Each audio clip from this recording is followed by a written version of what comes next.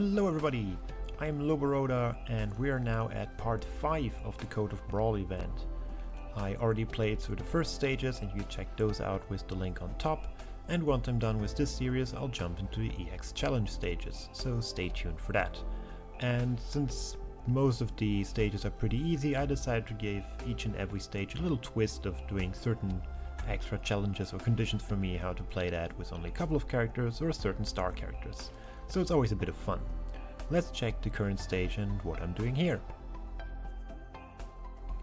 8:31 PM is the stage and we only have 3 enemies. And the biggest threat here is the bully, which is a character or an enemy that runs around the map and can only be blocked by someone who has a block of 3 and who actually has all 3 blocks available. So even if there's one already there, he will not be blocked by this one. And I decided, well, if the enemies only have 3 types of enemies, I only take 3 operators to counter this. Siege, Neil, Ifrit. That's all I need to get this stage done.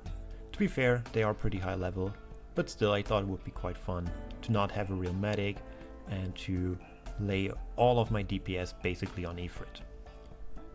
Obviously Siege can also do a bit, but it's on a different scale here. And since the map is pretty easy for this to be played at, because there are 2 choke points that I can create, it was an ideal stage for this. So let's jump into the stage and see how I do.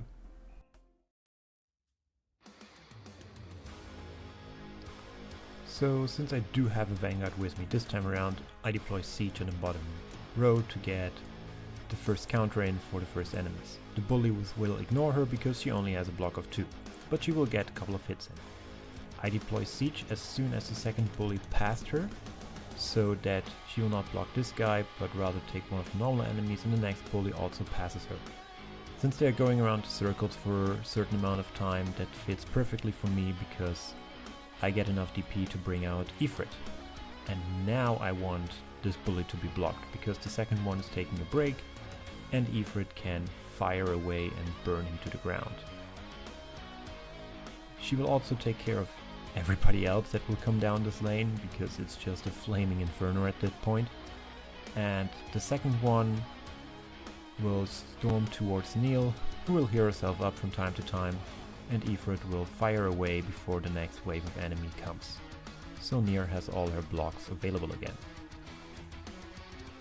The main threat is now taken care of, and while there are a lot of enemies coming, there is nothing to be worried about at the top. Like I said, Ifrit burns everything down, and Siege does quite a lot of damage for Vanguard and can also regenerate DP at the same time.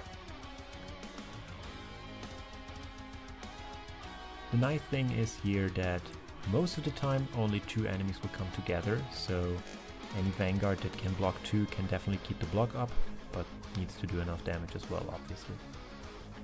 And from here on out, nothing major is happening. I'm just waiting for everybody to take care.